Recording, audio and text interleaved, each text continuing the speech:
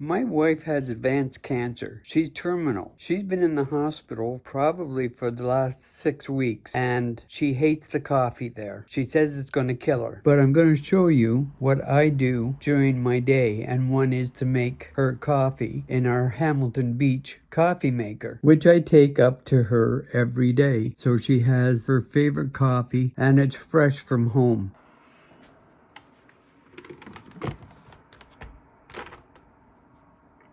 I'm going to make a fresh pot for Catherine, and we'll just record it.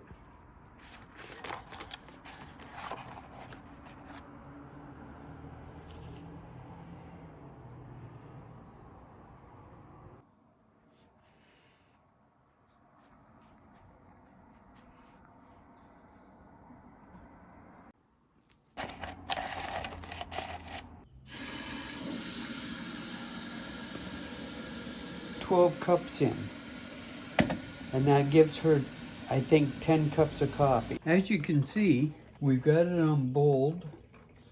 It gives the time, and so far it has taken 11 minutes to get about 8 cups. We still got a couple cups to go. Now it's done. The top has opened to let out the rest of the steam. And once it cools down a bit, this light will go off and your coffee will be done.